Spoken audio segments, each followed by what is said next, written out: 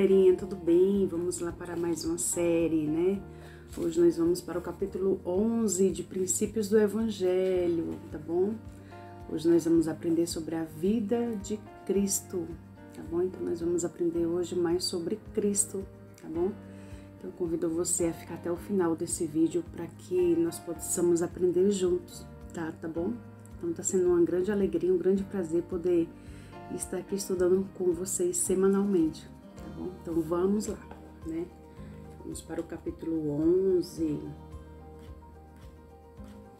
Aqui, olha só, nós vamos falar sobre a vida de Cristo, tá bom? Nós vamos falar um pouco deles, nós vamos falar sobre como foi seu ministério aqui na Terra, o que foi que ele fez, o que foi que ele nos ensinou, né? Então vamos lá para que o vídeo não fique muito grande, tá bom? Ele começa assim, ó: a vida de Cristo foi perfeita muito antes do seu nascimento. Isso é verdade. A gente já teve outras aulas aqui, nós aprendemos sobre aquela batalha nos céus, né? Então ele foi a pessoa que se ofereceu para que pudéssemos ser salvos, né? Então ele se ofereceu para que não houvesse mais sacrifícios de animais. Ele nos ajudou a compreender que nos ajudou, na verdade, a um dia chegar à presença do Pai Celestial, né? E ele inicia assim, ó: toda pessoa que vem à Terra depende de Jesus Cristo cumprir a promessa que ele fez no céu de ser nosso Salvador, né? Então lá naquela reunião que teve lá naquele conselho que teve lá nos céus, né? Ele prometeu que ia vir à Terra para poder nos salvar. Lá em Atos, na Bíblia, em Atos 10, no versículo 43, ele fala assim, ó: todos os profetas depois de Cristo testificaram que ele veio. Todos nós precisamos estudar a vida do Salvador, segui-lo e ser-lhe fiel por toda a vida, né? Então, se eu sei que Jesus Cristo ele é o Filho de Deus, eu tenho que ser fiel, a Ele, eu tenho que cumprir os mandamentos, né? Eu tenho que ajudar o meu próximo, eu tenho que fazer com que as outras pessoas, elas venham conhecer a Cristo também, para que eles possam ter a mesma alegria que eu tenho, né? E ele fala assim, ó: aproximadamente 800 anos antes que o Salvador nascesse na Terra, Isaías previu a sua vida, né? Ele falou que Jesus Cristo ele ia ser desprezado, né? Ele ia ser maltratado. Muitas pessoas iam segui-lo, mas também muitas pessoas não iam gostar dele. Muitas pessoas iriam odiá-lo, né? Ele foi ferido por causa de nossas transgressões, né? E moído por causa de nossas iniquidades. Ele foi oprimido e afligido, mas não abriu sua boca. Como cordeiro foi levado ao matadouro, né? Então ele, como cordeiro, ele foi levado ao matadouro. Tá lá em Isaías 55, Isaías 53, do versículo 3 ao 5 e também o versículo 7, né? No livro de Mórmon, Nefe, ele profetizou sobre a vida de Jesus Cristo, que nasceria um Salvador para nós, né? E a missão dele era nos salvar, né? E aqui, ó, aproximadamente 124 antes do Salvador nascer, o rei Benjamim, outro profeta do livro de Mórmon, né? Um profeta nefita, ele também anteviu a sua vinda. Ele profetizou sobre a vinda de Jesus Cristo, sobre a vida dele, né? E ele fala assim, ó, lá em Osias, capítulo 3, do 5 ao 8, né? Eu vou ler aqui por cima, tá? Ele fala assim, ó: pois eis que o tempo se aproxima e não está muito longe, em que, como poder o Senhor onipotente que reina, que era o de toda eternidade para toda eternidade, descerá dos céus no meio dos filhos dos homens e habitará no tabernáculo de barro, e fará grandes milagres entre os homens, como curar os enfermos, levantar os mortos, fazer andar os coxos, dar vista aos cegos, fazer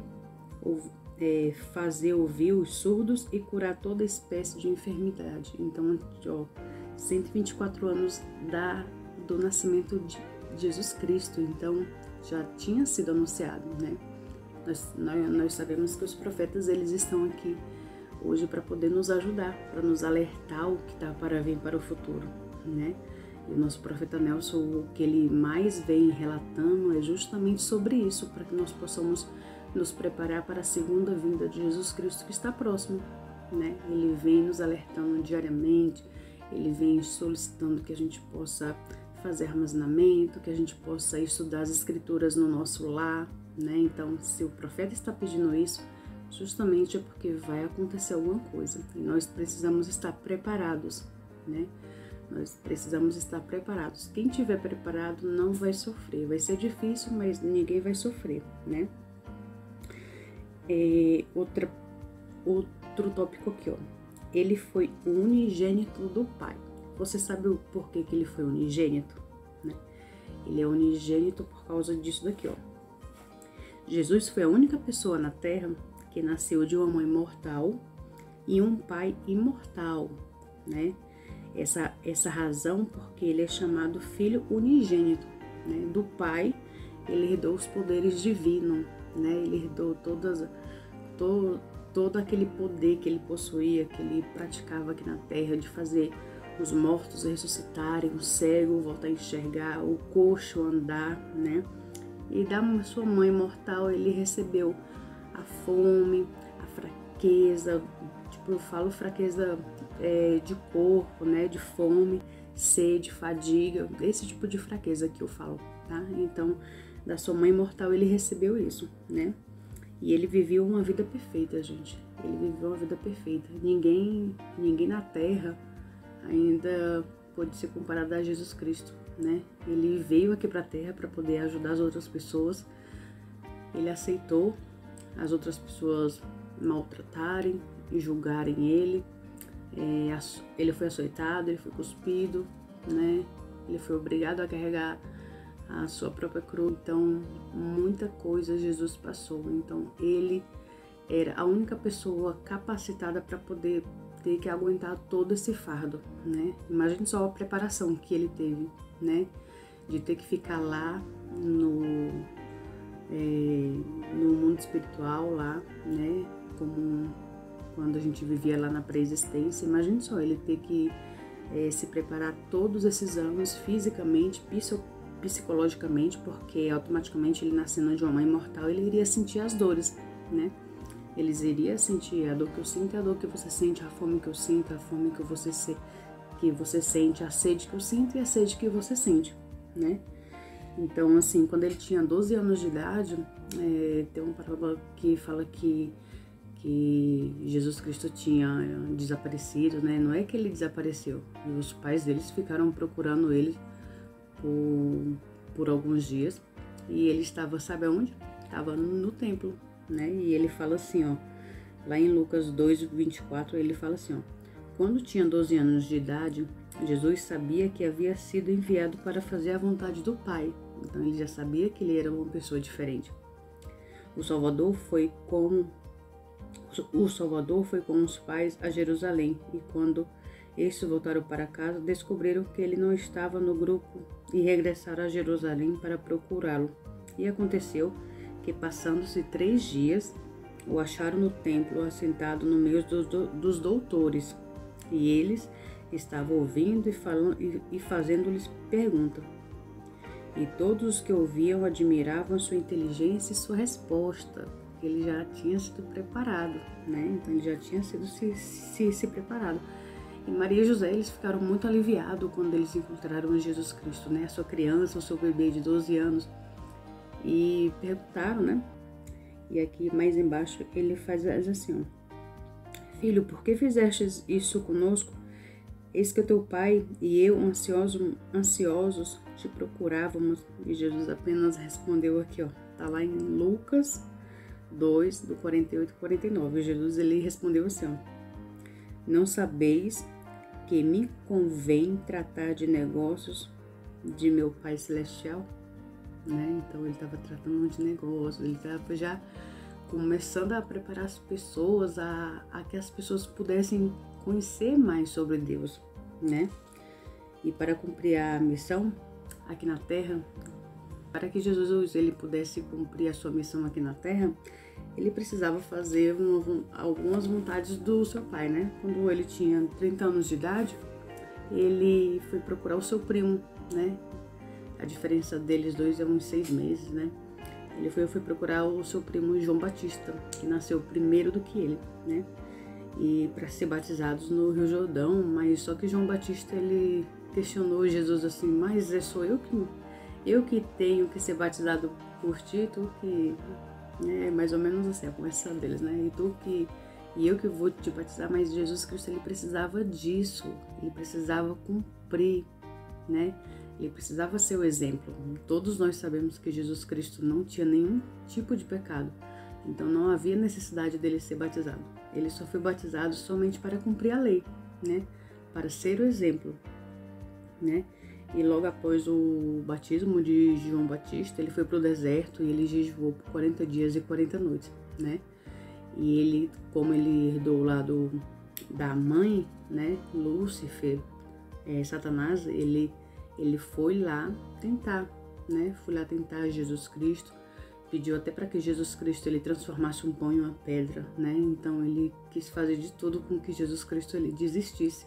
Mas Jesus Cristo estava lá firme e forte por mim e por você, para que pudesse ser feito tudo de acordo com a vontade do Pai Celestial, né?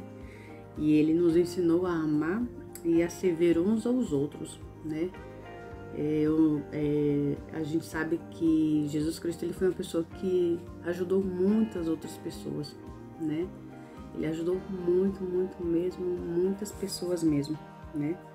Ele fala assim, Jesus passou a vida servindo os outros, né?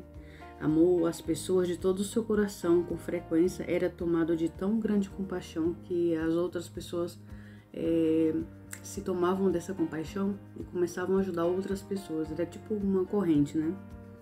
Jesus amava até mesmo aqueles que o haviam pecado contra ele e não desejavam arrepender-se. No final da sua vida,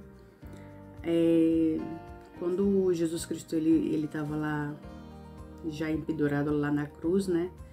Tem uma partezinha aqui que ele fala assim, ó, no final da sua vida, ao ser pendurado na cruz, orou ao Pai pelos soldados que haviam crucificado, suplicando, Pai, perdoa-lhes porque não sabem o que fazem. Está lá em Lucas 23:34, né? Então, Jesus Cristo, ele sofreu bastante, né?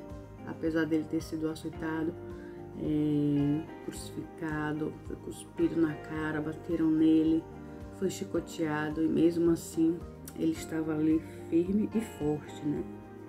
Um grande exemplo mesmo que nós precisamos seguir, né? E aqui ele fala assim, ó, Jesus desejava que seu evangelho fosse pregado às pessoas de toda a face da terra. Assim escolheu 12 apóstolos para testificarem dele. Eles foram os primeiros líderes da sua igreja, né? Que fala sobre como era organizada a igreja, né? E aqui, ó, na noite antes da crucificação dele, né? Ele foi lá em um jardim chamado Getsemane. Outras pessoas falam Getsemane, né? Onde encheu-se de profunda tristeza e chorou quando orava, né? Porque ali ele expiou pelos nossos pecados, saiu sangue por todos os seus poros, né? A gente, nesses porozinhos que a gente tem, ó, a gente não conseguiria sobreviver a um sanguezinho saindo de um porinho desse. Agora imagine só saindo de vários poros, né? Jesus Cristo, ele realmente, nós devemos muito a ele, né? Então nós devemos tratar Jesus Cristo com reverência, com respeito, porque ele foi a única pessoa que teve coragem de se sacrificar por mim e por você, né? Ninguém poderia suportar tal agonia corporal e espiritual, né? Entretanto, o sofrimento ainda não estava completo. No dia seguinte, Jesus foi espancado, humilhado, cuspido, teve que carregar a própria cruz. E depois foi pregado e erguido nela. Foi torturado numa das maneiras mais cruéis que um homem pode imaginar. Então, olha só o sofrimento, gente. Às vezes a gente reclama porque a gente não tem o que comer, né? Não tem o que comer. Eu não falo não tenho o que comer uma besteirinha. Eu queria comer um pão de coco, né? E às vezes a pessoa ela fica chateada porque não tem um pão de coco, né? Então a gente tem que começar a valorizar aquelas pessoas que já se foram, aquelas pessoas que se sacrificaram por nós, aquelas pessoas que deram sua vida por nós. A gente precisa saber que nós precisamos ser gratos a essas pessoas, né? Jesus Cristo, ele foi voluntário nessa empreitada dele. Ele foi um voluntário que nos ajudou muito, né? E ele foi crucificado, né? A gente já sabe. Ele morreu, no terceiro dia ele ressuscitou, né? Como estava nas escrituras que ele iria ressuscitar, né? E ele ressuscitou. Ele retornou o corpo e levantou de novo. Ele foi o primeiro a sobrepujar a morte. A profecia que dizia que era necessário que ressuscitasse dentre os mortos havia se cumprido, que está lá em João, capítulo 20, versículo 9, né? E aqui embaixo ele fala assim, ó: ninguém tem maior amor do que este, de dar alguém a vida pelos seus amigos. Vós sereis meus amigos se fizerdes o que eu vos mando. Está lá em João 15, versículo 13 e 14, né? Então, gente, se vocês tiverem a oportunidade de estudar esse capítulo 11, vocês tiverem a oportunidade de estudar esse capítulo 11, estudem com muito amor e carinho. Ele pede para ver uma parte do James E. Talmage, do Jesus o Cristo. É muito bom Jesus o Cristo. Se vocês quiserem que depois eu faça leituras de Jesus o Cristo, escreva aqui embaixo que eu posso fazer também, tá? Fala também sobre o Also F. Whitney, tá bom, gente? Então, esse capítulo ele é maravilhoso, gente, maravilhoso, tá? Então, não vou falar muita coisa, né? Que a nossa próxima aula vai ser o capítulo 12, que nós vamos falar sobre a expiação, né? E no capítulo 12 eu vou explicar um pouquinho mais detalhado como foi a expiação dele, tá bom? Então, espero que vocês tenham gostado, tá bom? Estou amando poder estudar aqui com vocês semanalmente, tá bom? Quero deixar aqui o meu carinho e o meu agradecimento por todos vocês que estão acompanhando, se inscrevendo, tá bom? Eu agradeço muito mesmo. E eu só tenho que agradecer. E que, se vocês tiverem dúvida, podem perguntar, tá bom? Eu vou responder.